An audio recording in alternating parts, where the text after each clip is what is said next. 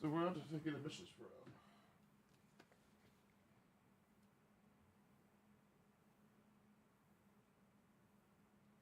No. But I say, all right. Let me get my window fixed a little bit. Let me bring that down. So, all right, bring myself over a little bit more. Make this window a little bit bigger. Oh, can I throw myself on top of this? Oh yeah, there we go. That's cute. That is cute. But yeah, I cannot believe when I read yesterday, I think I read this like last night about this article, that the Dodge CEO admits that a Charger EV criticism stings and he defends the launch strategy for the car. Now, I definitely have some thoughts about this right here. So I'm gonna get to this in a second. I'm just let some people jump in here. Let me oh yeah, I gotta make sure I load up the chats.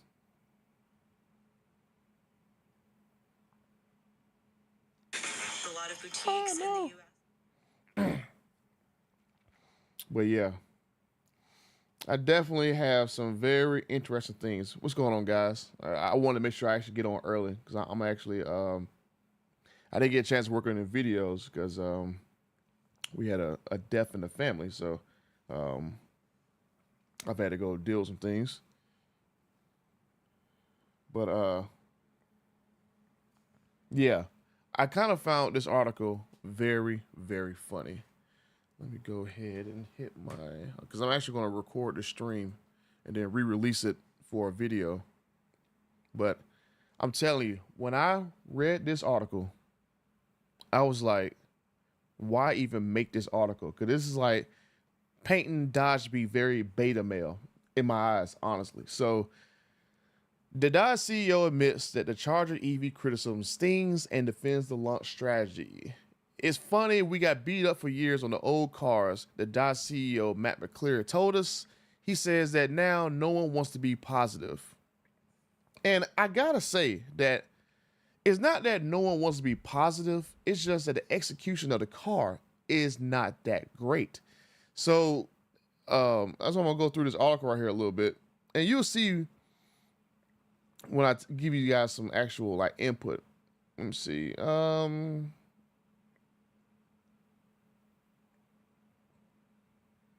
So basically, I'm not gonna read the whole article, but you can basically see. Let's see, with Dodge stuffing electric motors inside the Charger, long known for burnouts and big displacement V8s, which the new Charger cannot do a burnout.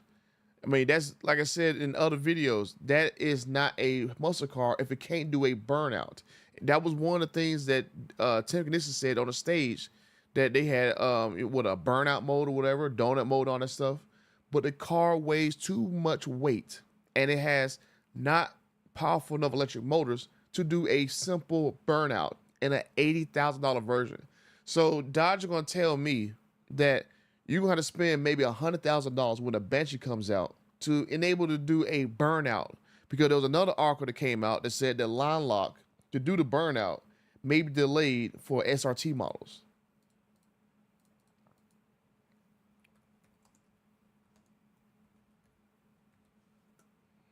Let's see. Let me go look for the actual photo.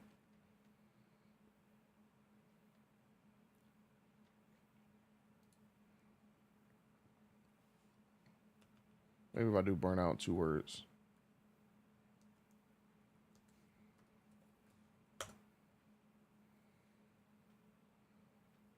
Where's that article at? There we go. The Charger EV cannot do a burnout. Dodge says it is fixing that. The new version of Line Lock launches next year alongside the SRT model. So however much money this SRT model is going to be, whether it be in a $90,000 range base or $100,000 plus, because that was where the actual Plaid was before Elon Musk dropped the price, you're going to tell me, Dodge, that someone's going to spend almost $100,000 for a car to be able to do a burnout. I mean, we can do burnouts right now in $30,000 Chargers or $30,000 Challengers. right? You can do burnouts and RTs, and a Scat Pack now, a Scat Pack can't do a burnout. Like, I mean, I'm just saying, you know, I'm not trying to be negative here, but I mean, that just simple muscle car 101 type stuff here. I mean, like, that's crazy. Like, you're trying to tell me that now in this new era of muscle cars, EV muscle, it takes almost $100,000 to do a simple burnout. That's crazy. That's gonna be wild.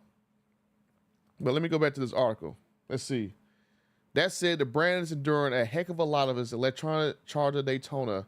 Oh, it's enduring. Okay. Here it is. That said, the brand is enduring a heck of a lot of its with the electronic Charger Daytona, especially from fans of its more traditional offerings who haven't exactly welcomed the newfangled, unorthodox muscle car with open arms. And I tried the Charger Daytona, and I almost wish I never drove it because it's clear to me that car was rushed, and it just I think it's about 70% there. I think software is a very big concern, and hardware is too. But I think it's about 70%. I think it needs like no, I think version 2 of this car is gonna be a lot better than version 1. If I had to be honest about it. And how does that make Dodge feel? Let's see. It stings, but you understand why it stings. Dodge CEO Matt McClure told The Drive during a roundtable interview. And Matt McClure or McAleer, I heard Racer X call him by that name. I'm pretty cool with Matt because long story short, last year with the whole story with the Soldier and the Demon 170, when it was Tim Kuniskis as CEO, Matt worked underneath Tim Kuniskis, and I was talking to Matt more than I was talking to Tim.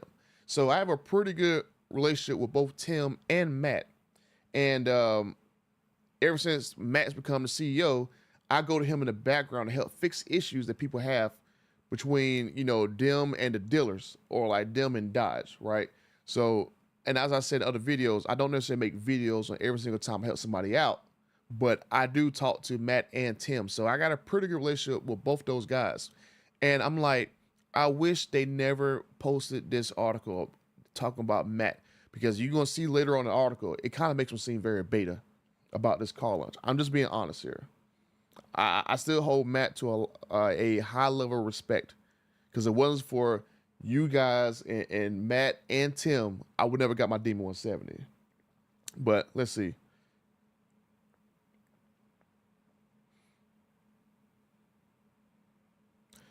Now, this was where this article starts to get very, very bad. On paper, gearheads should love the Charger Daytona.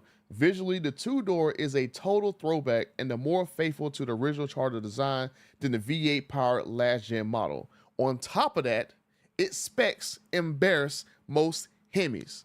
And this is what I'm going like, it does not embarrass most Hemis. I'm not even sure it can even be a regular 392 Scat Pack from the 2023 and lower cars, because I've driven one and its 0 to 60 time is not impressive. I've gotten a person who I can't say exactly who it is because he told me not to identify him. He gave me a dragging time, and that dragging time for that car was 3.93 seconds. Like, that is embarrassing. That car on paper was 3.3 seconds, and it's obvious how they got that time was on a prepped drag strip to help that car out. So that's what I think they got that 3.3 seconds from. But the car weighs 5,800 pounds. It weighs as much as the Kia EV9, and that's a SUV. It weighs as much as a Kia SUV. And I had to look this up too, because I'm going like, when I got in that car, I'm like, this car is very big. I'm like, the wheelbase on a Charger Daytona, you see right here, is 121 inches. What current SUV from Jeep do you think this car is about the same size of?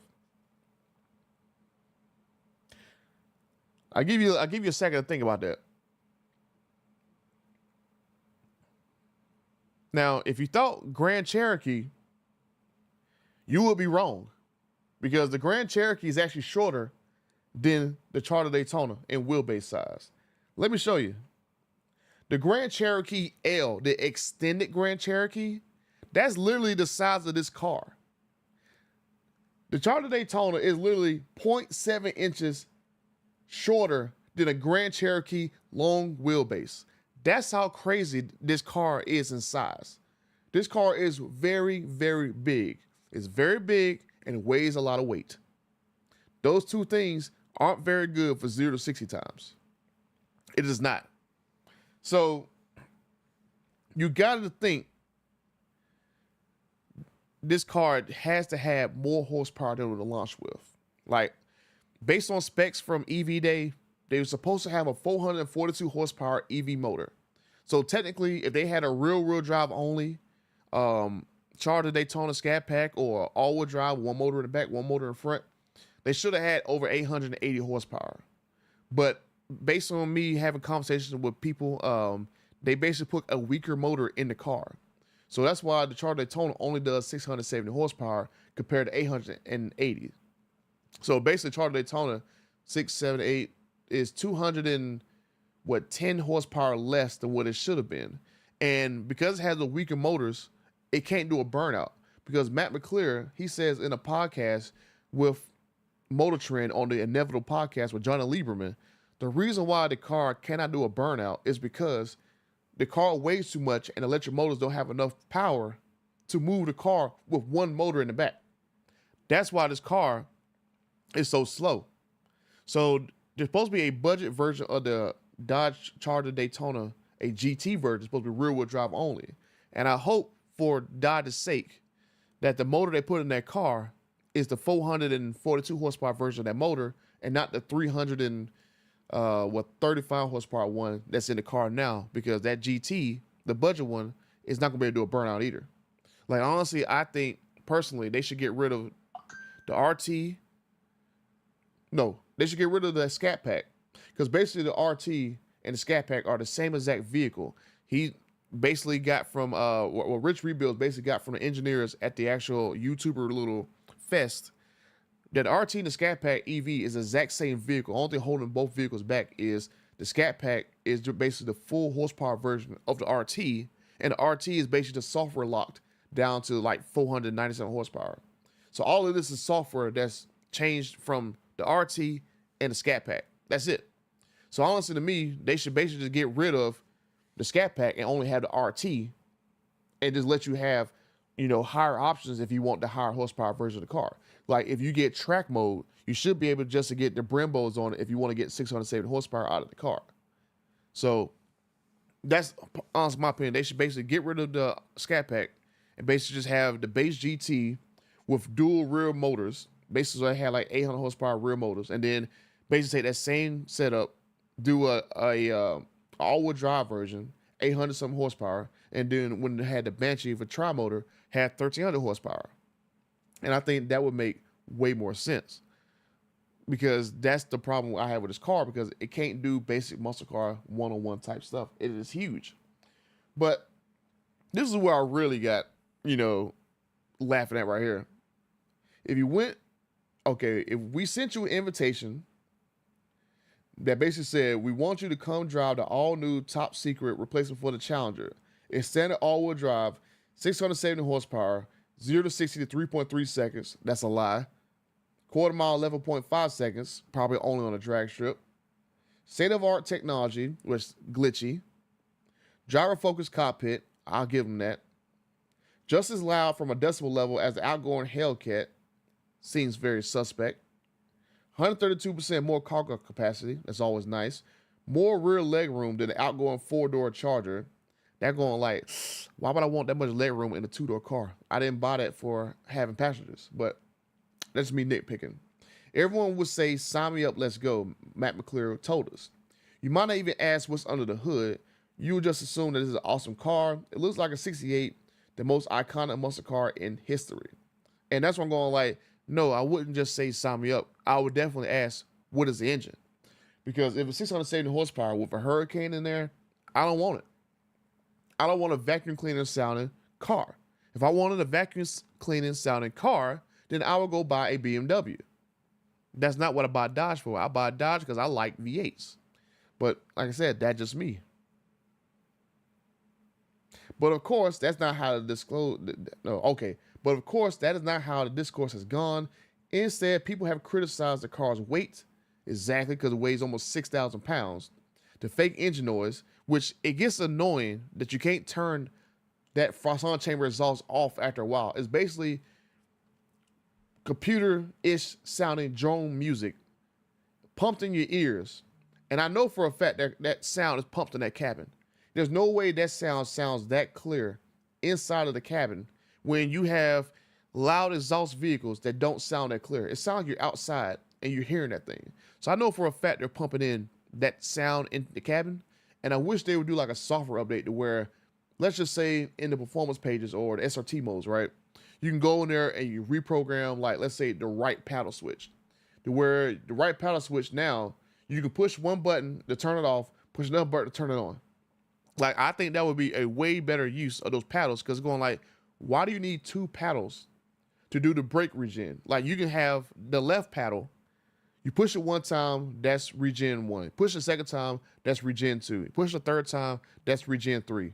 Then you go back, push it again, it goes back to 1. And then the right paddle, oh, you push it on, the frost-on chamber exhaust is on. You push it off, and the frost-on chamber exhaust is off. Like, there's some critiques that I wish that, you know, they actually go to people who don't necessarily like the concept of an EV. Go to them to get feedback from them. That's a reason why you should get feedback from people who don't necessarily like everything that you do, that holds your pom-poms. Because people who don't necessarily like it is going to give you feedback that's going to help you reach a market of people who don't like the car. So I think I would like it a lot better if I could just push a button to go turn the exhaust off, compared to having to go find in the menu, buried in the menu option to turn it off. I mean, that's just my honest opinion. So I don't hate the car. I'm just saying it's 70% there. They need a lot of software changes in order to make the car appeal to more people to me. And performance is going to be at least half that 30% that this car is missing in my eyes. And the lack of a V8.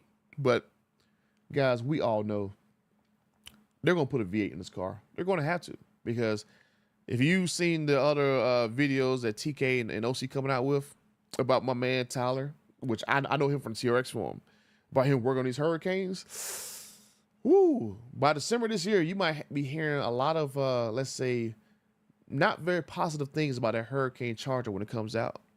Just saying. Let's see. And then also says, okay, and the lack of V8 in most cases without having to test drive the car, as it is so new. And the funny part about that is this article came out after all those YouTubers went and test drove the car. So they actually got flown out, got wined and dined by Dodge, and they actually test drove the car. They had it on the track. They took it out their own individual cells. They tried the RT, they tried the Scat Pack, and they still had negative opinions about the car, because the car is not that good. That's why they got negative opinions. I mean, if you look at Throttle House, they liked it, but they're going like, no, skip over this. If you've seen Out of Spec, you're like, there's a lot of technical issues in that car that he would have been a great person to go and actually have him test drive the car before it comes out to public. Because at least he's coming from a standpoint to where he's not exactly an EV enthusiast, but he knows a lot about EVs to where he can give you some very valid criticisms to make the car better for people who actually like EVs. And even Rich Rebuild, he loves EVs because he did his whole Ice-T thing, and he has Teslas and stuff like that, and Demonology has Teslas and stuff. But you having the wrong people test these vehicles, not giving you valid criticism in order to make the vehicle better. It's not that we don't like Dodge. It's just that we want you to make a good product, and you need to have people who don't necessarily like the product test it so they can make it better. Because one of the stupidest things about the Charger Daytona is you cannot find a charger station in the software. Like, you cannot route plan based on the charger state of your battery. So you can go from here to New York, and the damn thing won't basically on its route recommend charger stations for you to charge at. That is something that Tesla's been doing for years, right? I already have my own mixed opinion that if they want this car to succeed, that any $80,000 plus EV should have self-driving on there. Honestly, it should, because that's like To me, that's what every EV should do. It should just self-drive. That's supposed to be a future car.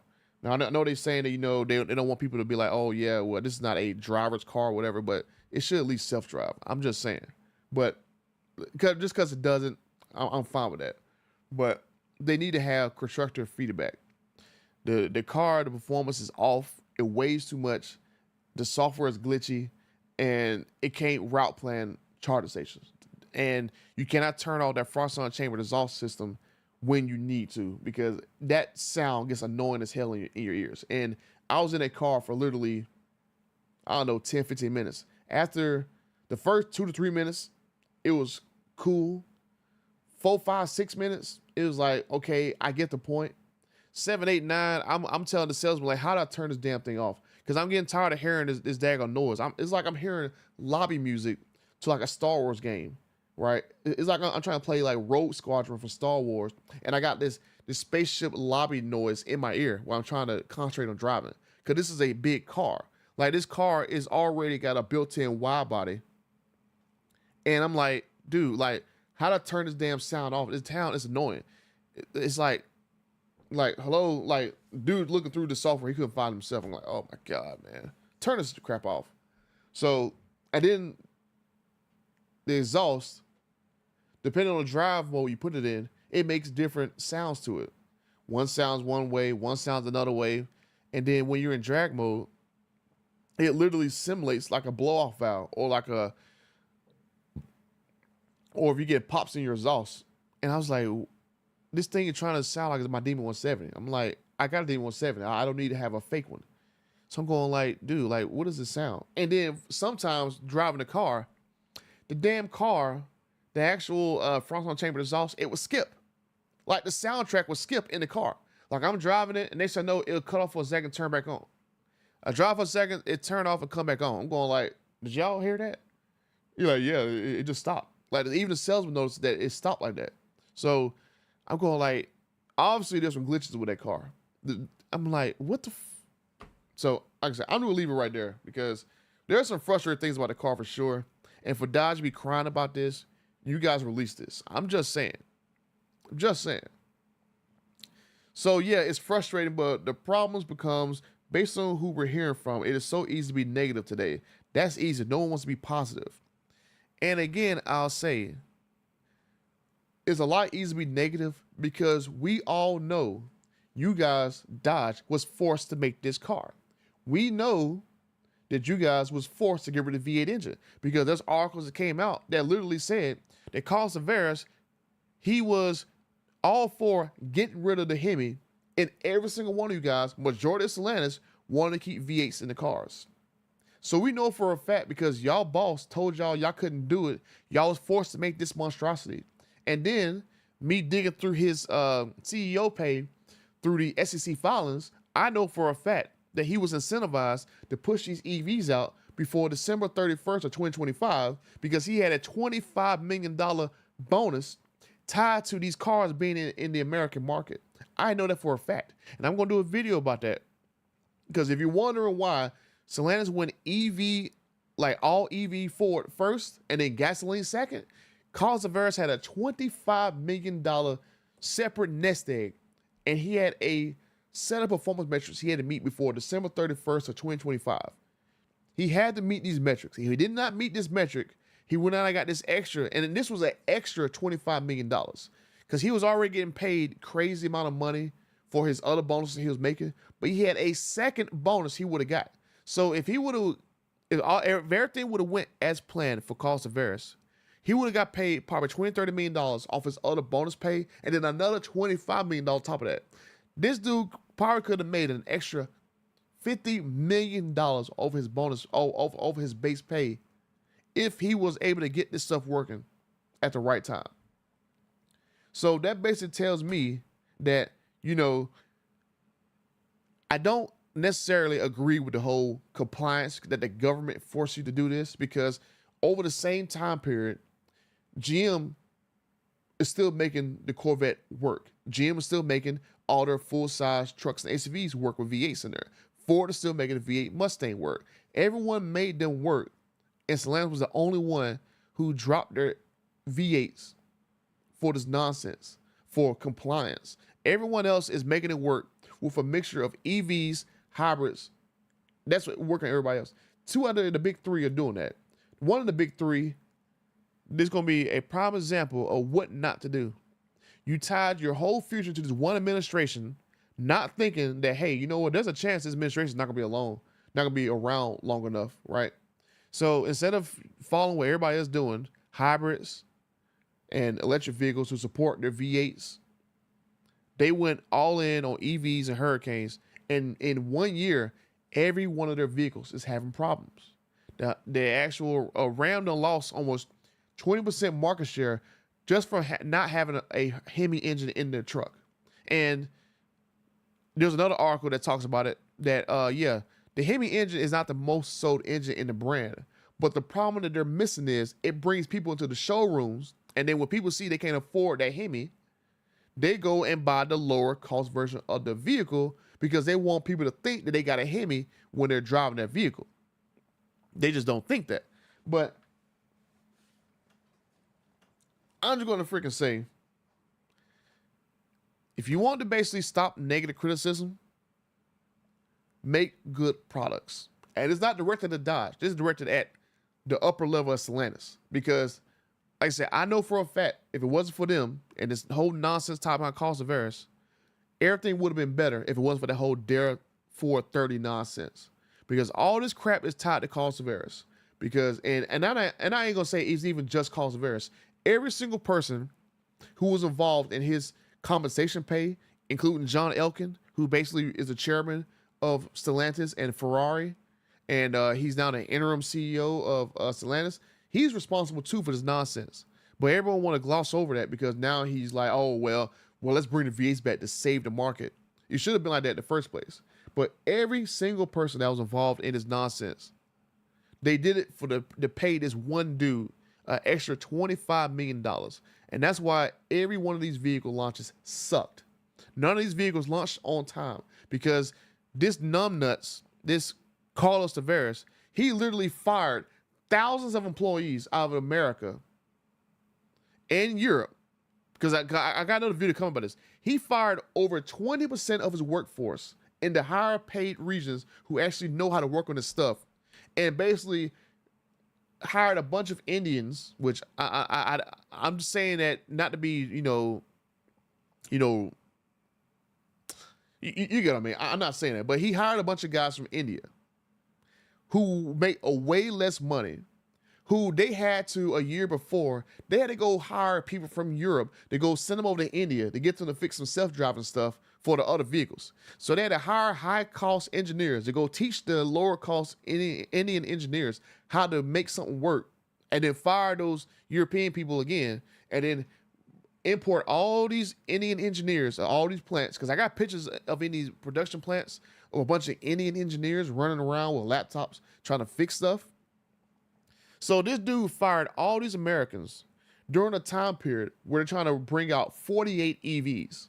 That is like one of the most stupidest things I've ever heard. Would you, in a time period where you're trying to bring out 48 EVs, would you fire 20% of your workforce and replace them with engineers from another country that don't even have these type of vehicles? Who like in India, do they have like self-driving cars? Are there Chargers in India? I mean, come on, man. Like, this is like the most stupidest thing I've ever heard. But again, like I'm saying, like, this is not necessarily a negative against Dodge and like Matt McClure or Tim Knissis. This is just show you guys that this company is so damn stupid. They would literally fire 20% of the older workforce who works on these vehicles and go hire low-cost engineers from a country that don't even have these type of vehicles and have them work on this stuff. And you're wondering why all these launches are failing. The Ram Rail was supposed to come out last fall. That's got pushed out. No one knows when the damn thing will come out. The Charger Daytona was supposed to come out last summer. Now it's just not coming out. And now we see all the software issues with it. The Wagoneer S was supposed to come out last summer. Pushed back until last month. You seen a bunch of quality issues go on, right? That's another thing in Carlos Tavares' CEO pay. Carlos Tavares had in there where part of his compensation package was quality and failure rates and customer satisfaction. What if I told you guys that in 1 year, customer satisfaction for new car sales, customer satisfaction for after vehicle sales, and vehicle failure within the first 3 months, all of them spiked 30% in the wrong direction. Literally 30% failure across the board from 2022 to 2023. 2024 model year numbers are not out yet, so I got one model year to show you guys how bad it's got. Failures increased almost 30% in 1 year on the cost of errors. That's how bad it got in 2023 with some of these cars. So, like I said, my Demon 170 is in that failure rate nonsense because my Demon 170 had that oil leak that I gotta get fixed. And then you have basically, what is that? You have what the new vehicle sales survey that everybody gets. That was like a 21% drop from 22 to 23. So people were so unhappy buying a new car in one model year. And then also the after vehicle sales, where you get that, I guess, that extended survey or whatever, or like is a poll or whatever, that also dropped dramatically. And I fully expect 2024 is going to get worse. It should be out by the 22nd or 23rd of this month when they publish 2024's financial report with the SEC. So I'm definitely over that one, but I'm going to cover all that crap in another video. So I'm getting off track on this one, but it's just crazy reading that. But the problem becomes, based on who we're hearing from, it's so easy to be negative today. That's easy. No one wants to be positive. And again, man, I'm like, Matt, I love you to death, man. Like, it's strictly platonic. But that's like, you got to understand, you can't give me a crap product and expect me to be nice about it. I'm not Raddy's Rise. I'll name drop Raddy's Rise. I got a little too much respect for Racer X to name drop him, but I'll name drop Raddy's Rise. I'm not gonna be positive and kiss your butt cheeks like Raddy's Rise is, and try to dupe people into thinking that this is a good car. This car is decent. It's too expensive. It's too heavy, and it's almost 70% there. I got some critiques that I would love to share with Matt in the background. I'm probably going to share with him in the background. I did get a text message from him the other day that I haven't responded back to, but there are definitely some engineering things that I want to, bring up to him that I think that would make this car a lot better. But let's see. Let me go to this next paragraph. It doesn't help that Dodge launched the Charger Daytona at the wrong time through no real fault of his own. I mean, honestly, the car should have been pushed back another year or two. Just my honest opinion. But Carlos Tavares would not allow the car to get pushed back because he had to have in his contract that these cars need to be in the actual U.S. marketplace by December 31st of 2025. He needed these cars out there because he needed enough volume of cars to be sold. That way it would trigger his $25 million bonus. So it's not really no fault of their own, but this car was rushed. It obviously was rushed. That's why it's not polished. The EV market and the public's perception has shifted recently and not in a positive direction. And honestly, I don't know how they're not a positive direction because Tesla still has the #1 selling vehicle in the world in the Model Y. So I don't know how that's not positive. However, Matt McClure feels that what sets Dodge apart and how it regains some of its customers is the Charger Daytona's mission.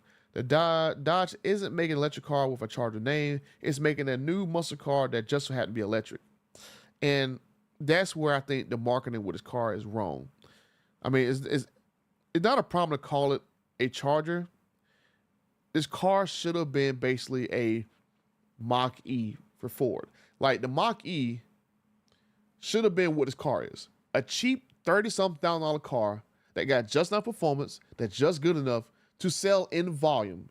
If you're crying that you're having issues with compliance fines, and that's the real reason why you got rid of Hemi engines, because of compliance fines and not Carlos Tavares' compensation package, then why is this car not in a $30,000 range?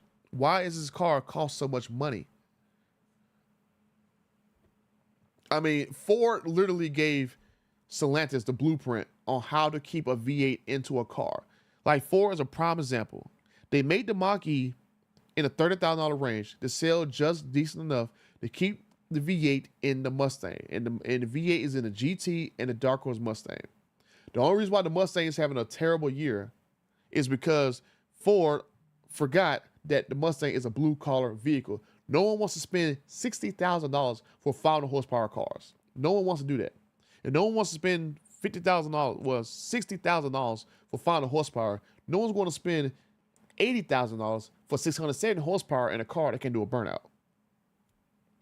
I mean, that's like literally, if they would have told me in that little section up there at the top that, yeah, we got a 670 horsepower all-wheel drive Charger that has better performance than a Hellcat, then I would have thought they would have made an all-wheel drive Hellcat from the factory and put it in a Charger that's a little bit bigger. I would have thought that. I would have thought it would have been an EV, especially with 3.3 0 to 60 time, because I'm pretty sure an all-wheel drive Hellcat can get that same number of 3.3 seconds in an all-wheel drive setup with that much power. But I'm just saying. Let's see. The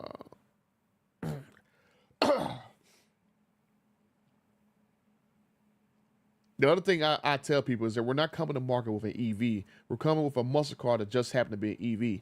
This car is not a muscle car. It's not a muscle car. If you can't do a burnout, you are disqualified from being a muscle car. Because I've asked people this question like maybe a couple years ago. Are Mercedes-Benz, muscle cars, are BMW's muscle cars, right? If a European makes a 500-600 horsepower rear-wheel drive car that can do burnouts, donuts, all that stuff, is it a muscle car? And I think maybe like 70-80% of people I did in the poll said that it's not a muscle car. And I'm pretty sure if I add, I'm gonna add this poll too. If a Charger Daytona cannot do a burnout, is it a muscle car? And I'm pretty sure everybody will be like, nah, it's not a muscle car. Like if I took the name Charger off of it and I gave you the stats, it's 670 horsepower, it can do donuts, but it can't do a burnout. It's 2 doors. It's bigger than the Charger. No one would think this car was it. No one would think that. Let's see. Because you walk around any auto show or any EV show, they're all 2-box with white vegan leather, flat floor, 3 big screens. And I mean, honestly, the Charger Daytona got 2 big screens in there. So, I mean, what is he talking about here? The flat floor, I mean, everyone put a console in the car anyway, so what does it matter about the flat floor? Let's see, 3 big, large screens. Hey, will you shut up, Karen? I ain't ask you no questions. Golly. Let's see, big, large screens, big, open consoles. They all look exactly the same. That's what everyone thinks of an EV, right? This, when we put the 6-cylinder in it, other than the stuff that has to change to accommodate the engine, it's the exact same car. Oh, God, I have no hope for these hurricanes. Go watch my man Tyler Potter's video. And those are the same videos that OC and TK talk about. Because I shared that video to them in our private little chat. These engines are not going to go so well. It's going to be crazy when you start seeing at dealers that dealers got to pull the body off, pull the cradle out the car in order to change thermostats or catalytic converters in a Charger. It's going to be quite funny. Let's see. Then when we put the 6-cylinder in it, other than the stuff that has to be changed to accommodate the engine, it's the exact same car. The paddle shifters go from regen braking to actual shifters. They're both standard all-wheel drive, and you can put them in real drive mode. And I had to question that because why in the world can you not put the Charger Daytona in rear-wheel drive only mode? I can understand that it don't do burnouts because the electric motor is not that powerful, but why can't this car do rear-wheel drive only mode for efficiency? Because, I mean, last time I checked, 2-wheel drive cars get better fuel economy than all-wheel drive cars. But I'm just saying. So I think that's the encouraging part. We're not like everyone else. We don't come to market with another EV. We came with a different muscle car. And again, this is not a muscle car. Like, I love Matt to death, but this is not a muscle car. And then they're both standard all-wheel drive and you can put them in rear-wheel drive mode. Oh, I think that's a lie because the engineer on Rich Rebuild's video, he said that only the actual high output version of the 6-pack can do rear-wheel drive only mode. So I think that's a lie right there. Because I'm gonna break this down in the actual because I'm gonna take this video and I'm gonna cut it up and actually make a actual video out of this part right here. And I'm gonna put in here the part where Rich Rebuilds talks to the engineer, and he says that the actual rear-wheel drive mode is only locked to the higher output version. Let's see. it's funny we got beat up years on the old cars. I mean, I don't think no one beat you up on the old cars. I think everybody was going like, hey, look, maybe we need to bring something new out. Maybe we need to have a new V8, something. But I could have sworn during the last call year that was a very big selling year. Just saying. When are you going to bring the new one out? When are you going to bring the new one? Customers increasingly ask Dodge for something fresh as the last gen Charger's age. But the company finally gave them a new model. They grumbled. We grumbled because the new model sucks. I mean, that's about as plain as I can put it in there. Like, I don't know if I bet you I can ask you if anybody want a Charger red eye from the last year over this car right here with an EV drivetrain, I think everybody gonna pick the Charger red eye, even with a 6-pack car. I don't think there's not gonna be nobody gonna say I would rather have a 6-pack 550 horsepower Charger that's bigger, weighs more than the actual Charger red eye with 700 and well hell, if it's a last call one, it's 807 horsepower, right? And they'll literally be about the same price because I fully believe that once these 6-pack cars comes out, the cheapest 6-pack can be around $65,000. And then the actual the standard output version, I think it's gonna be around $45,000. So yeah, you're already gonna have the same bloated price that the actual last call cars were. But instead, in this case, you got a very soft-looking car, and you have a Hurricane in there. Because I was looking at the design, and I'm going like, man, like, what is it right here? I mean, if you go look at this design right here for this Charger, that design looks way meaner than the current car because this design is more compact. But the problem when these manufacturers try to make retro cars, they got to bloat the car up to meet current, safety stuff. So you got to take this same design that's real sleek, and then you got to blow it up. So that's one of the problems I had with the current design for the actual Camaro. Like when they first brought the Camaro back out, what was that, 2012 or something like that? Yeah, it looked like a 69 Camaro, but it just way bloated. So that's one of the reasons why I never bought one. I'm going like, it's like a bloated version of a 69 Camaro. So I never was exactly a fan of that. But let's see. But yeah, like, is there a side picture? So yeah, that right there. All right, okay, here you go, right here. Sleek design. Bloated design.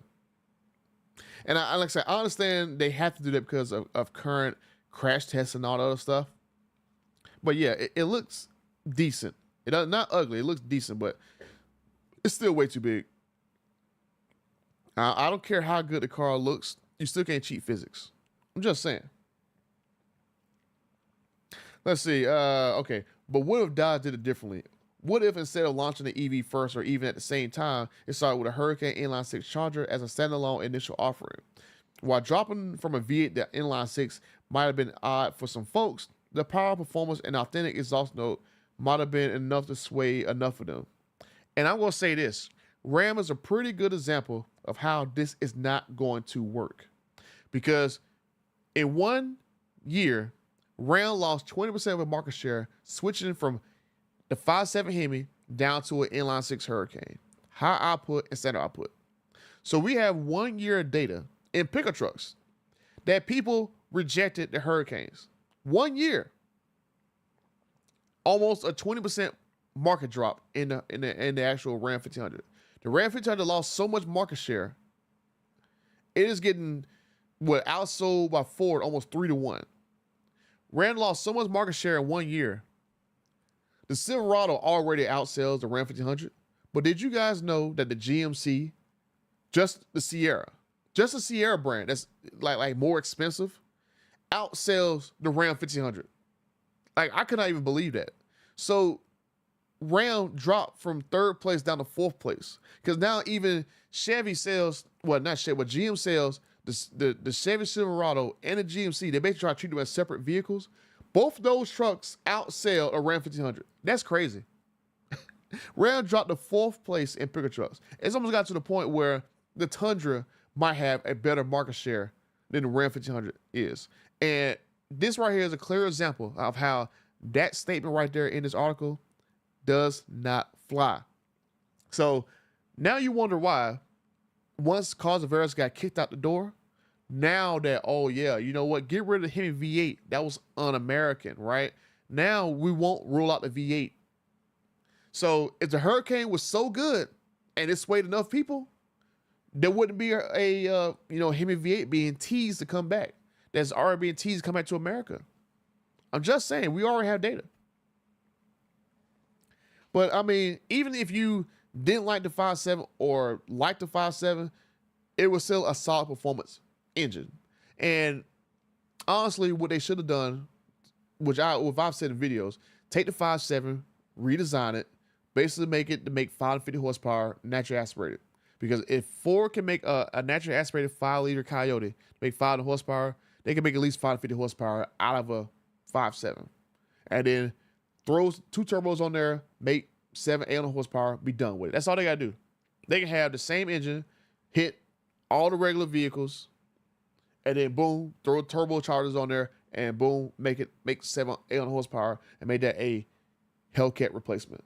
And then if you want to make a hybrid version of that, you can basically take it and slap on one of those ZF hybrid transmissions that they're working on, and throw that on a car and make a hybrid version of a 5.7 Hemi to make more power compared to that e-torque nonsense. Or like you can have it where how the Ram Charger is, where you taking a Pentastar and use it as a generator for the electric vehicle. Now I think that would have been a better option than this Charger Daytona, was to basically take the Ram Charger system, put a Pentastar in the front of the vehicle, make that a generator for the battery packs, and then, because one of the problems with Charger Daytona is the weight transfer to the back and make the front tire spin. So the only burnouts this car can do is front wheel burnout. And Out of Spec broke it down in his Wagoner S video about why the car does front wheel burnouts. But if they would put an engine there to bring the weight down, to keep it to have traction all the way through, I think the car would have been better like that as a generator. I'm just saying. Let's see. Hindsight 2020. Hey, would you have launched the ICE version instead of the EV? Well, maybe, but you never know, right? You make these decisions 2 or 3 years ago. And honestly, I hate to say Matt is lying, but I know Matt, that statement is not true, because I know for a fact Causaveras, he needed these EVs out first for his contract pay, for his bonuses. Causaveras had 25 million reasons to make sure this EV launched before the ICE versions, because he wanted the market share to basically be where, because he had his contract, it was 50% market share in the US, and he had to get a certain number of vehicles in the American market by December 31st of this year. So why not do it in Dodge, to where you basically neutered Dodge to only have EVs in their lineup for the Charger Daytona? That was one way he did that crap. And then he'll do the same thing to Wagoner S. He'll bring out a Wagoner S. And he's going to do the same thing with the Ram Rev. So he pushed back the ICE engines, which is why now they're getting accelerated. He pushed back the Ram Charger, which now is getting pushed forward because there's no demand for the Ram Rev. And then the Wagoner S, he pushed that forward, so Jeep will have a full electric EV in their lineup because they don't have one. So he basically pushed these EVs forward because of his contract bonus that he had. So I know that statement is not true. So I'm just saying, yeah, though it's kind of like he touching on it, like, yeah, you made the decision 2 to 3 years ago, but yeah, I know why they made 2 to 3 years ago, because 2 to 3 years ago, that's when Stellantis got formed, and the CEO was like, hey, look, my pay determined by these EVs being in the market, so I want these EVs pushed. Okay. Despite the criticism, CEO says he's not overly concerned. He learned through talking to dealers that the Daytona is bringing in new customers who aren't buying these vehicles, because I think I talked to TK the other day. He said they haven't even sold 150 of these things yet. 150 total sales. That's crazy. It's bringing in customers who never previously considered Dodge. Existing EV owners who want something different, something sportier, and something exciting. Yeah, but I guarantee you, if they went from their Tesla to this, they're going back to their Tesla, because their Tesla's faster than this. And so I don't know whether or not, giving me the feel of something different overrides my desire for something that looks, You know what? I said it wrong. I don't know whether or not the look of something different will override my desire to have something fast. All right. That'd be a very interesting metric because I know a couple of influencers that went to that event. And I asked them, like, look, if you had a Tesla and you had a Charger Daytona, which one are you going to pick? And both of them told me they would pick their Tesla over this. It doesn't do the battery preconditioning, so you got to charge longer than what you should have charged. It doesn't route you to an actual charger station. It's overpriced. It's overweight. And you can literally get a used Plaid with not that many miles on there for way cheaper than this car. And you can destroy this car in every single metric. Like, and that's coming from guys who are influencers who like Dodge. That's what they said. There's not even me. These guys own Teslas. These guys own Dodges. One of these guys you know pretty well because he has a couple 100,000 subscribers. The other one has over 1 million something subscribers. And so if you got these guys who eat, sleep, drink, and piss Dodge and Tesla, they would not recommend this car to nobody. I'm gonna take that money to the bank. I am.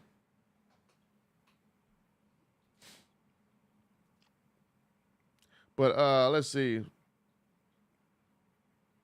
They've had their stereotypical all-electric experience and they're ready for new thrills. And for some traditional enthusiasts unwilling to leave their internal combustion behind, there's still the straight six version. While Matt McClure can admit that the backlash stings, Dodge isn't reversing course. I'd rather be part of the conversion.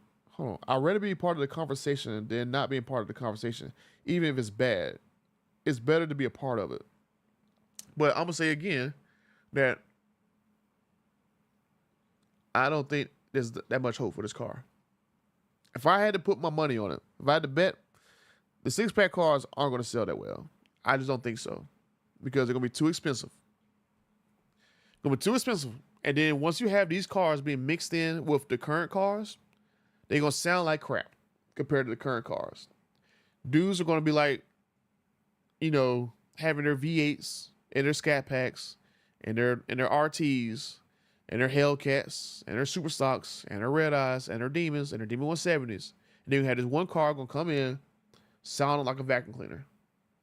Like that is not going to mix very well because they're going to be in the minority with these cars. I don't see guys who are going to jump in these cars and be like, oh my God, this is so much faster than my current car, but it sounds like a vacuum cleaner. They're going to convert over. I don't see it. And then once the guys who buy these cars actually get into them, I'm going to say that once these cars start having issues with them, because if you watch Tyler Potter's video when we talk about the Hurricane, one of the big problems he's talking about the actual the thermostats, they're breaking in these cars, and the actual catalytic converters are breaking these cars. And so these are problems with this engine, and they have to basically take the body off of the frame in order to get to the back of the engine, the side of the engine, in order to get to these parts. What do you think is going to be, how hard do you think it's going to be to change thermostats and catalytic converters in a smaller car with strut tires? That's literally going to be a very expensive proposition. You're going to have to drop the cradle out of this car to go change a thermostat in there because the actual engine compartment is going to be so tight. It's going to be very tight. And so I think by this time next year, if these cars hit out the summertime, I don't think these cars are going to sell that well. And everybody's going to be going like, look, especially when these reviewers get their hands on this six-pack car, they're going to be like, look, Dodge, you got to put a V8 back in this car. You got to. Because it's going to be the only other way it's going to override that this car is not that great. It's going to be the only reason why. And it's kind of like what they did with like Ram. With Ram, they tried to dazzle you with the fact that, you know, these Hurricanes, you know what, it don't sound good, but we're going to dazzle you with all this interior stuff, all the technology. We're going to give you all the best materials and stuff. But in the end of the day, that experiment with the Hurricanes and the Ram trucks led to almost a 20% drop in market share. Like, I'm just saying, I don't think these cars are going to sell well. The one thing that's going to kill these cars is the price. Because I guarantee you, all those 550 horsepower Chargers are going to cost at least $65,000. The cheapest Hurricane high output 500 horsepower vehicle that you can get in Ram is a $69,000 Ram RHO. That's the cheapest one you can get an actual RHO in. I think for the actual, let me go over here, in Jeep,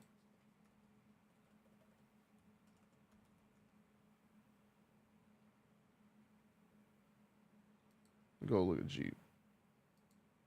The cheapest money you can spend on a Grand Wagoneer is $91,000. That's crazy.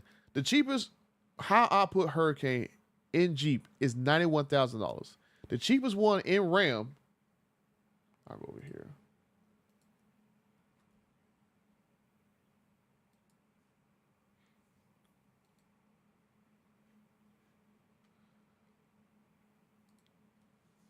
Let's see now.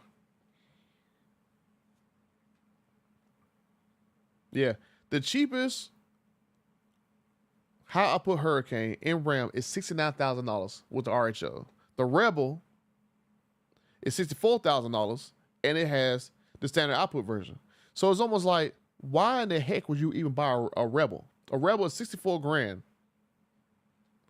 Can I just click on powertrain? Yeah, let me click on powertrain.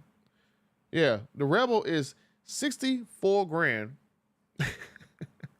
with the standard output Hurricane.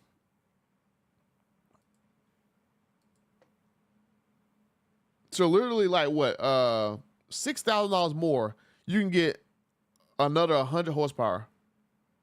And I'm going like their pricing is like crazy, and you wonder why these vehicles are not selling, right? They're literally, oh my god, man! Like I love taking this to death too.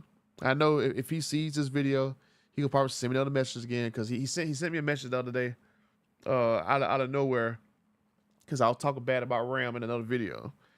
But I just gotta say that right there, pricing is freaking weird. Standard output Hurricane 65 grand in the Rebel, but then less than 5 grand you can get the high output version. So there's only a 5 grand difference between the engines and having a wide body and having a way better interior. Like, that's crazy. But like the cheapest Ram 1500 pickup truck, and if you throw in a 4-wheel drive system, because put all-wheel drive, that's 50 grand. A Bighorn is 50 grand. That's the cheapest vehicle you can get with a standard output Hurricane. And, you know, according to Mopar Insiders, they're going to try to drop these prices down again when they put the 5.7 Hemi back in these trucks right here. It's apparently supposed to only be in the Warlock and below trucks, which I don't believe that. I don't believe they're only going to put the 5.7 in just those 4 vehicles. They're going to have to put it in the Laramie and the Rebel to drop those prices down. And like, what was it? I think it was on a Bighorn, where you can look down and see the powertrain. The Hurricane is almost a $3,000 option over the Pentastar. So if they bring in the Hemi engine, will the actual Hemi engine make the vehicles maybe 4 or 5 grand cheaper, right? Take tradesmen back in the $30,000 range, because they do that make the tradesmen more competitive. Bighorn be like 40 grand, and Warlock be like right on the 50 grand. You had the Laramie down in the $54,000 range. So I mean, that would work. The Rebel back under 60 grand. I mean, they should put that in this whole range right here. But that's why I'm thinking, even when these Hurricanes come out, the price is going to kill them, because these prices are not going to be that much off from what the actual Dodge cars are going to be. And if they didn't think that people was buying these Ram pickup trucks just because they cost too much and they don't have Hemis in them, then they're not really going to buy this car like that. So I'm just saying that having negative feedback, it's not like we're being negative because we just hate EVs. We're being negative because the actual product is not good. Like, some of the stereotypes in this article was like, hey, you know what? Let's see, where's that little stereotype at?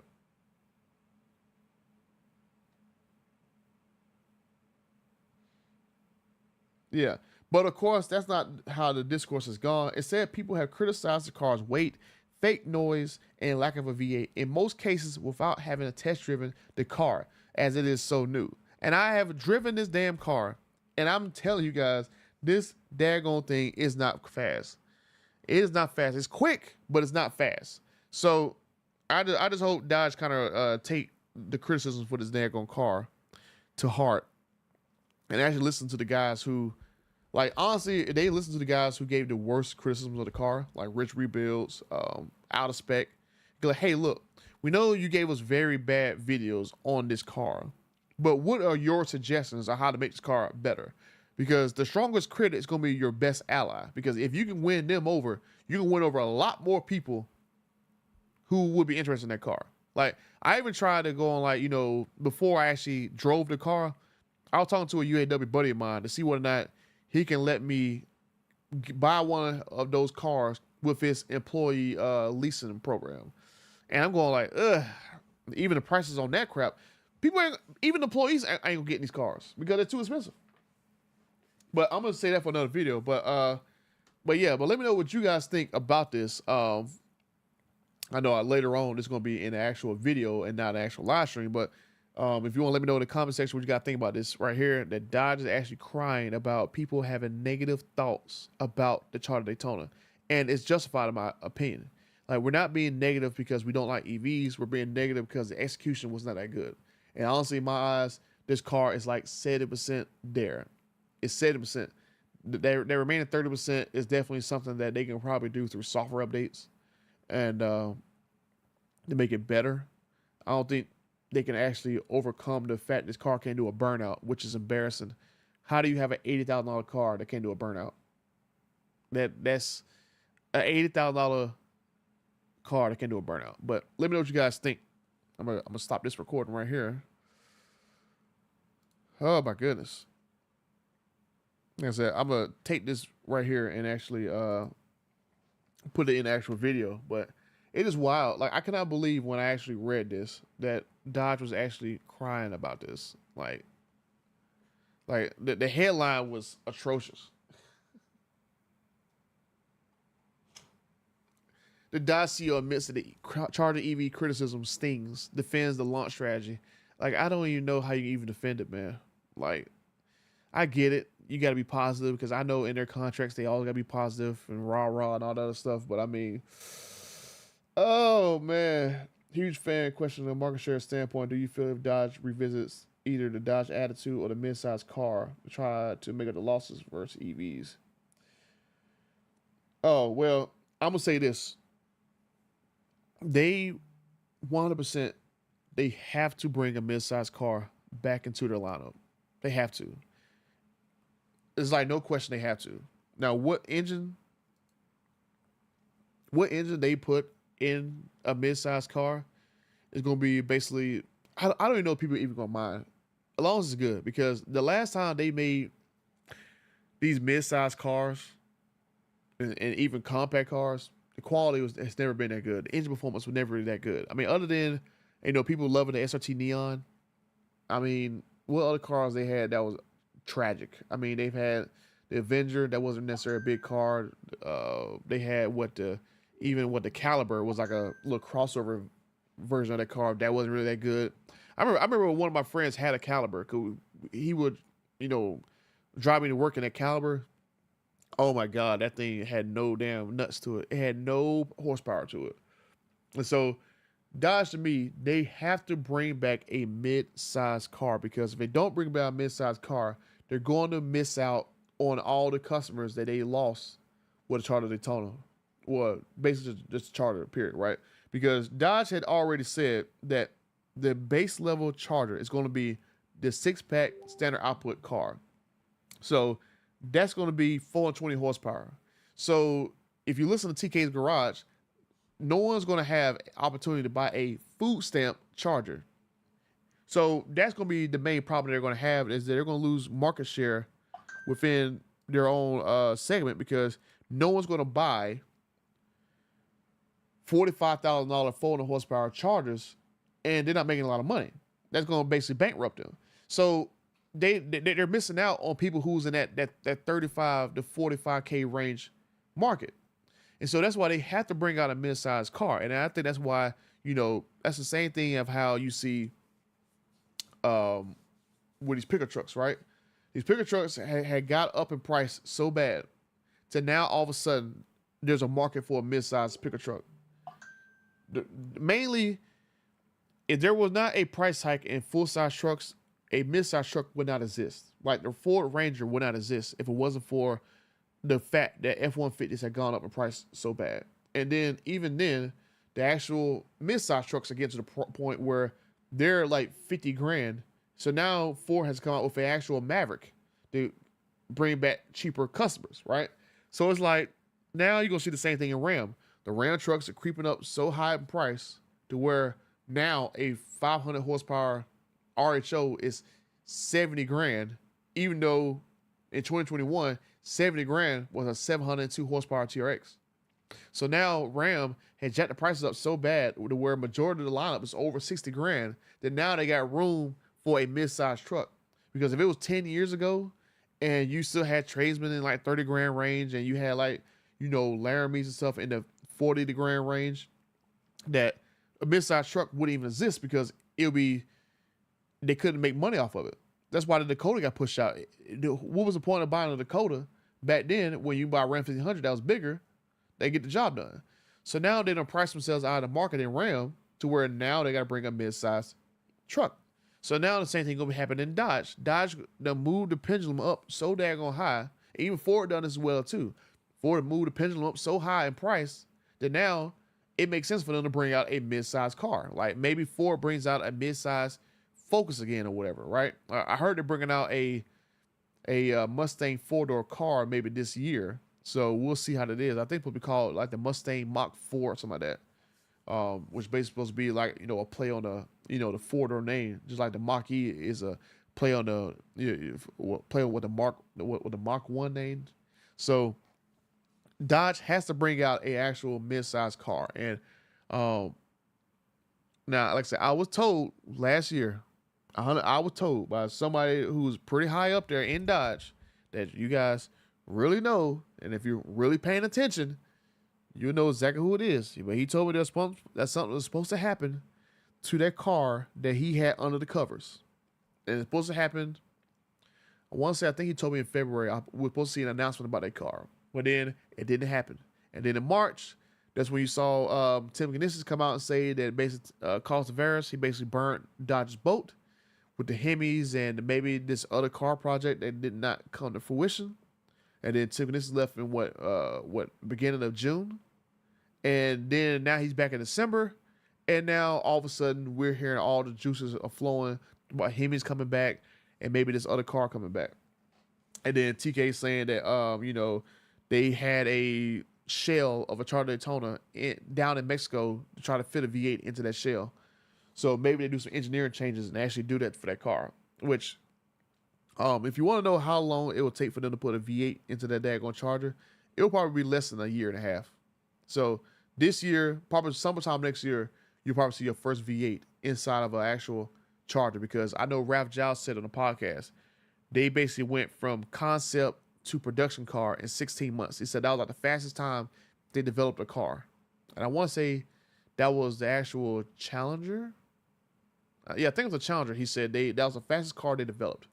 So this other mid-sized car that they had an EV day, that was like 4 or 5 years ago. So I don't know how far along that vehicle's gotten, but I know there's supposed to be some kind of announcement. So could we see that car sometime next year? Now that they probably given a green light to bring it back, we probably see that car next year. So that'd be pretty cool. We see both those things launch at the same time. And I know Mopar and Cyrus, I know they wrote in the article that, it'll take millions upon millions of dollars to actually re-engineer these cars or get these cars to production. But these dummies spent $37 billion to build all these platforms out, and all the vehicles so far on those platforms have been disasters. So if they can spend $37 billion for a failed product in the U.S. market, I think they can spend $200-300 million to bring out a car, or maybe $500 million to bring out a car that could work to save Dodge, or $200-300 million to bring out a V8 to put in all their vehicles. Like I probably would expect to see a V8 maybe a newer V8 faster than see a midsize car come out, because at least they make a business case. 'Cause that's the one thing that Tim Kniss used to tell me. If there is a business case for something, then they will explore doing it. Because he was saying that if it works in Ram, it works in Dodge. And so that's why I think a new V8 is 100% possible, either a new one or reusing the current ones. That is 100% going to happen, because that was something that Tim Kniss told me. Because I've had a conversation with him about, other stuff about business case. Because he told me that, I'm going like, so I would send him business case scenarios like Q1, Q2 of last year, especially like the D170 and other stuff. So the business case for a V8 is very strong. So, because the V8 can be put in a lot of models. It can be put in Jeep, it can be put in Ram, it can be put in Dodge. Hell, it can be put in Chrysler. So that's what I'm thinking. First, you're going to see a V8 inside of an actual, in these cars before you see a new V8 being, well, not a new V8, but a new car being brought out. Because the business case is there for that. And I think the business case for a mid-sized car is there because they're going to lose out on a segment of their customers who were banking on cars in the $30,000 range. Because the cheapest Chargers XXTs was what, 35, 36 grand? So they bring out a mid-sized car that starts off at 30 grand and max out by 40, 45, where I think the base level Charger going to be at. That's a business case to bring in customers again. And so, so if it's a mid-sized car and it's basically, if they put it on a cellular large platform, because I did that video about the Giulia from Maserati, not Maserati, but Alfa Romeo coming. If they do that one, let's see. Okay, here we go. Let me go back to the Mopar Insiders video. Not video, but article.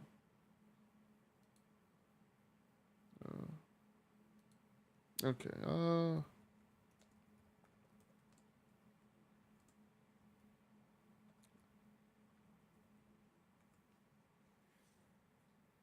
Yeah, here we go.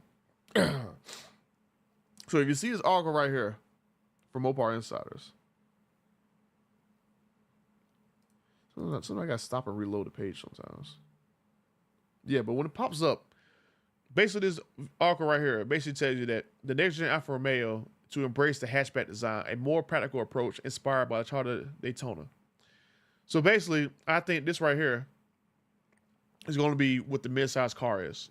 I think it'll be based off this Alfa Romeo, because if you look at it in terms of Stellantis, they only have 3 brands to make cars: Dodge, Alfa Romeo, and Maserati. And so Dodge already shares multiple vehicles with Alfa Romeo. Well, they're about to share multiple vehicles with Alfa Romeo, because I think honestly that the Charger Daytona and the Gran Turismo, I think they're basically the same vehicle, and the Hornet and Tonale is the same vehicle. So I think there's a business case for Dodge to platform share this Giulia.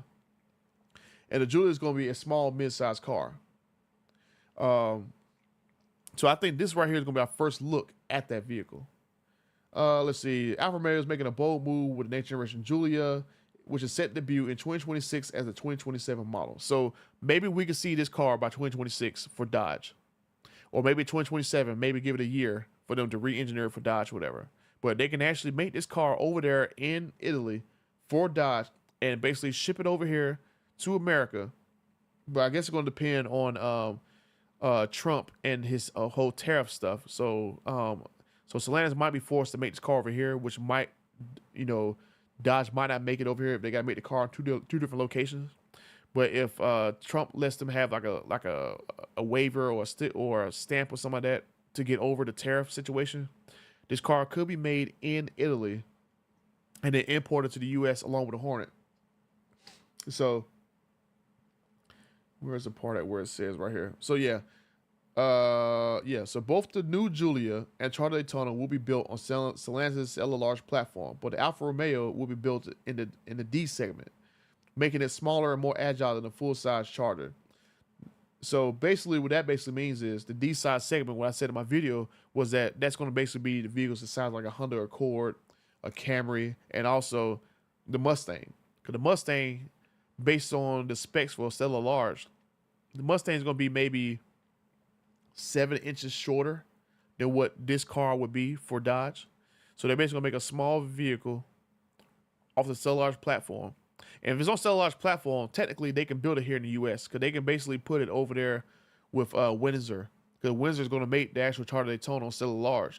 If it's on Stellarge platform, they can make it on the same production line.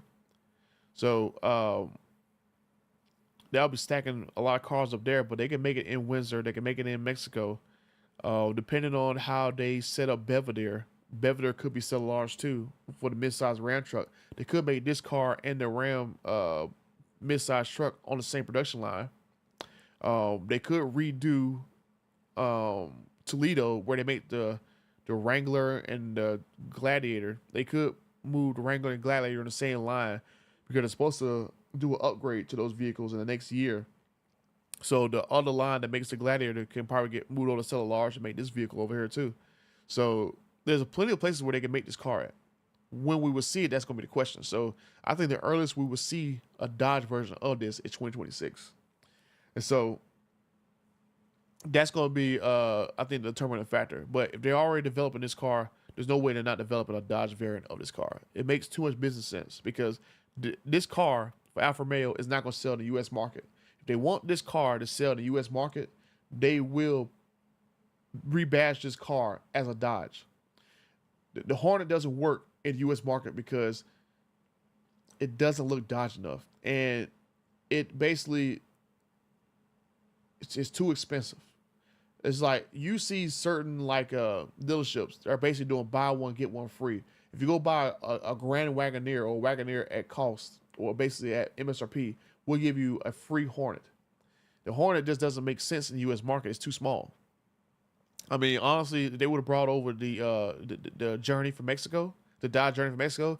That would have sold better here compared to the Hornet. Well, the Hornet is too small for big people, right? I think the guy from Mopar Insider said he can barely fit in there. And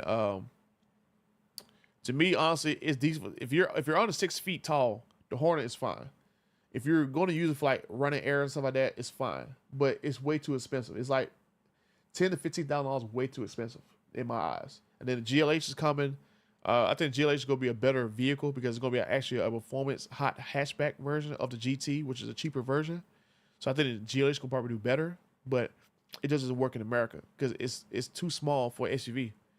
Well, I don't think it's too small for SUV. I think it just costs too much for SUV. But shoot, but yeah, this is what I think we're going to see for Dodge's midsize car. Basically a rebadge Giulia. And so 2026, 2027. So basically within the 2 years, I fully expect we're going to see that. I can't say where that dude works at. But I do know a guy that would know whether or not they're rebadging his car. Well, he might not know about it in here in Detroit. But they'll probably do all the badge engineering over there in Europe. So we probably won't even hear about it until it actually gets launched or revealed. But this did say at Vegas that they have not dropped the curtains on multiple vehicles. So they could be doing that over in Europe to keep it hush-hush. And then next thing you know, we'll just get a launch. And then bam, you'll see an actual midsize car. Like it won't be the Avenger name, I can tell you that. Because they already used the Avenger name for that Jeep two-door EV only vehicle in Europe. So names, they could probably give it, like I think they should give it a Challenger name. I think the Challenger should come back as a mid-size car, but as long as it don't suck. They could use a CUDA name. They could use here.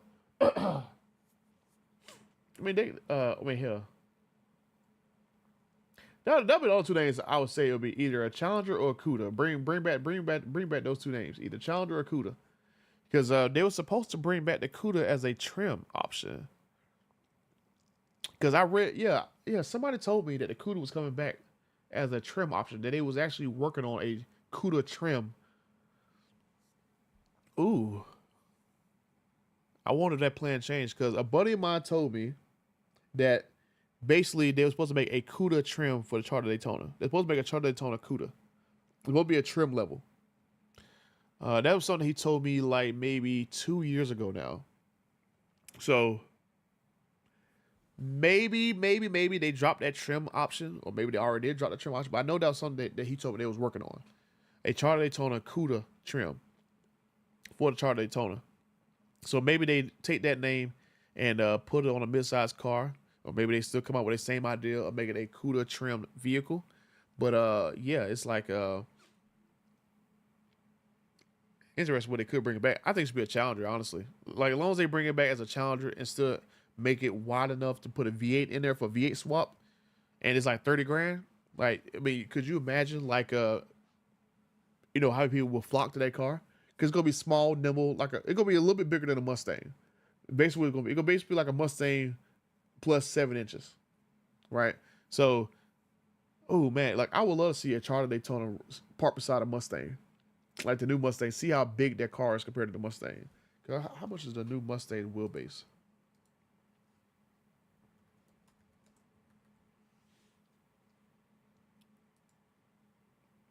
Yeah. So the new Mustang wheelbase is 107 inches, and the Charger Daytona is 121 inches. So I think the shortest. Hold on. Let me see. Stella Large shortest wheelbase.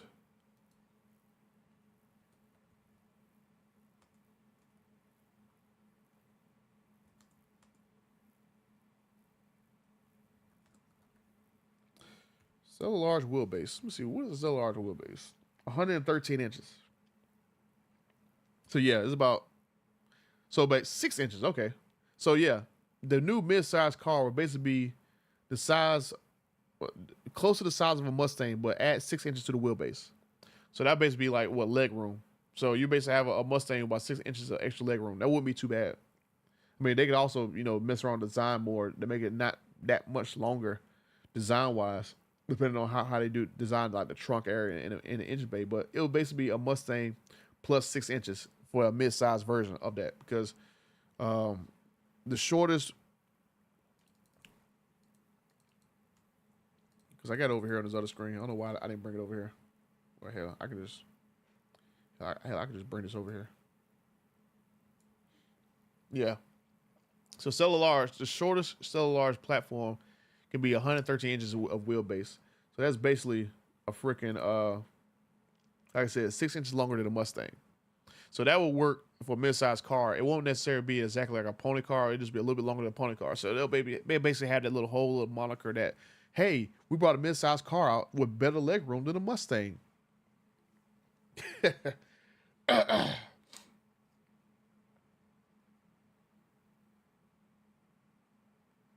I wonder if Alfa Romeo will let Dodge rebadge their top tier selling vehicle, the Giulia. That's my question. I can see them hesitating, and if so, will their basic trim not as popular? Like, shoot, honestly, does Alfa Romeo even have a choice? Because I mean, Alfa Romeos don't sell in America, so what better way to get more money out of that platform but to sell it as a Dodge in America? Just like the Tonale outsells the Hornet, like, well, no, the Hornet outsells the Tonale 3-1. It's barely selling here. So let me see. Oh, I got quarter force. Oh, okay. Look at this slide right here. So basically, Alfa Romeo Tonale is sold in 2024, 2,096 units in 2024. The Hornet sold 9,336 units. So basically, the Hornet outsells the Tonale 4-1 in America. The Giulia sells only 3,461 units in America last year. That's how much the Giulia sold. That's horrible numbers. Like, honestly, there shouldn't even be Alfa Romeo in America. Like, they should basically just rebadge it as Dodge vehicles. So the popular Giulia gets outsold by the Hornet a little over 2-1. That's how bad the Alfa Romeo sells in America.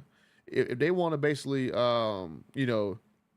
the most out of that platform, rebadge it as a Dodge vehicle and sell it under the Dodge banner, and make the engine department big enough to fit a Hemi in there, right? And I guarantee you, guys are going to be, they're basically going to be Hemi swapping those cars. especially if they got like a Mustang fighter. And that was one of the things I thought about with direct connection, right?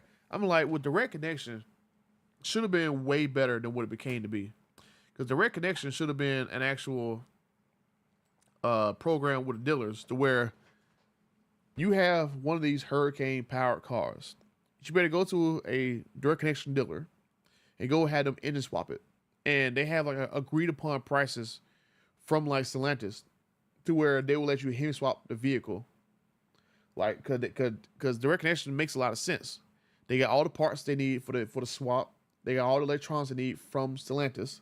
So basically, how like you know how McLaren will go through and do like MSO stuff for like people. Cause I remember seeing a video. Was it Manny Koshman had to go send his SLR back into McLaren, and they basically went in and redid his whole car and tuned the engine, all that stuff, exhaust, all that crap, new interior. That's how I envisioned that power brokers could be, where like the most Dodges of Dodge customers could go into the power broker and had to basically redo their cars and have like a set price from Stellantis to get those cars done. And then they basically have a situation where like Stellantis has their own financial arm to where you can finance the upgrades to your car, right? So if you go in and basically have like a SXT Challenger, for example, like an older one, you can go in there and basically have them Hellcat swap it, and then you can go finance it through Stellantis. So you basically, I don't know, 30, 40 grand, whatever, to go use their own parts and stuff. And all it is just a part swap. And they get a finance through Stellantis. Or like these new cars, right? Oh, because of compliance, we can't sell them. But you know what? If you go take a base level Charger 6-pack, we'll Hellcat swap it for X amount of dollars, and then boom, there you go. You got a factory approved Hellcat swap Charger on a new body style, and you get a finance through Stellantis.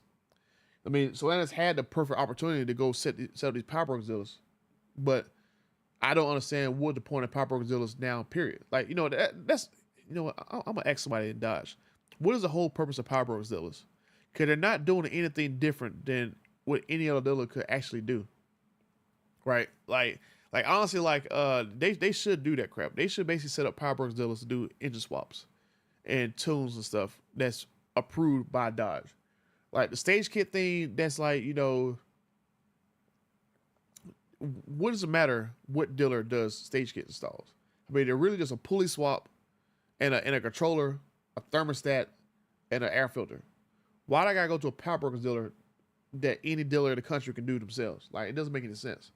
So I wish power broker dealers was a lot better programmed to where this was like a factory approved option. It's like Ford has a better blueprint on already doing this, right? Ford has it where you go buy you a little base model, a GT, put a blower on there, and then bam, you basically got a bootleg GT500 for 80 something grand. I mean, that makes a lot more sense. But you know, they do that because they get around the whole, you know, fleet average for the vehicles. When they sell the car, it's not gonna hurt their fleet average. But then when you go modify it behind the fact, you know, after the fact, they don't count against the fleet average because they've already sold the car. So honestly, that's what Dodge do. Like, I don't know how much horsepower a 6.2 liter Hemi would make without a blower on there, but maybe they sell the next gen Charger with a 6.2 in there, naturally aspirated, so it don't count against the actual fleet average. And then you go direct connection and power brokers, and you can put a blower on there, right? You go put the actual Hellcat blower on there, get 707 horsepower. You can put the red eye blower on there, 797 horsepower, or you can go balls to the wall and get the Elephant blower put on there and make 1,000 horsepower in a Charger. Which, I mean, honestly, all they got to do is basically put the they basically make the D170 engine, or not even D170 engine. Let's just say they make the red eye engine with the upgraded internals. You basically sell all those Charger Daytonas with the red eye engine in there, and you can pick either the Hellcat blower, the red eye blower, or you put the D170 blower on there. It won't give you 1,025 horsepower on E85, but let's say it give you 925 horsepower on E85, right? And I don't think people will mind to have a 925 horsepower or 929 or 909, whatever, right? Play on the whole Hellcat name. Have a 909 horsepower Charger 2025 with a new body style. Like, why not? I mean, oh man, you know what? Oh man, like I might go text Dodge that nonsense. Like, hey, you know what? What's the problem with putting a 6.2 liter naturally aspirated engine inside of a SRT Charger? Because I'm already going to tell them, like, look, man, maybe y'all should consider putting the Scat Pack name back on the actual 6-pack cars. Like, I don't think even the 6-pack name, I think it's going to be bad. Because I don't like the name. Oh, hey, man, you got a 6-pack? Like, yeah. Like, which one? Oh, I got the standard output 6-pack. Oh, I got a high output 6-pack. Right. That's going to be very confusing when people go and actually sell these cars. Because how you going to know the difference between a 6-pack standard output and a 6-pack high output? What, one badge that says HO and SO? So you got people confused when they go buy these cars on the second market. Which car do they actually buy? So it's like, why not have different names on there? Someone is at the front door. Oh, who's that? Who's at my front door, man?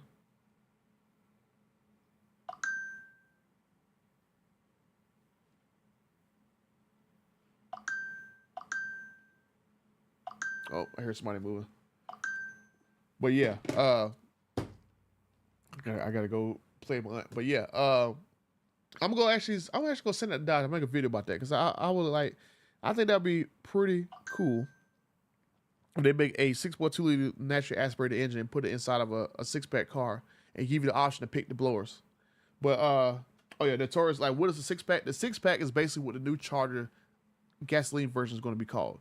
The Charger 6-pack is going to be the 420 horsepower inline 6 Hurricane Charger, and then you're going to have the high output version. It's going to be a Charger 6-pack high output 550 horsepower version.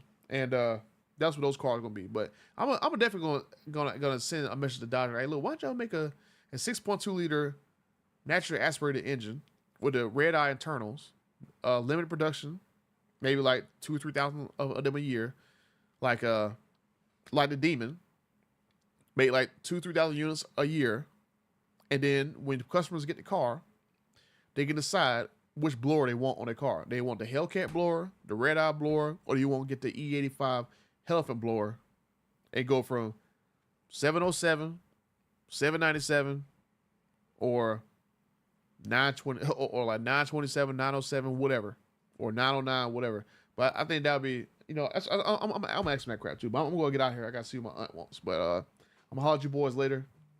And until the next time, I'm out. Get out of this joint.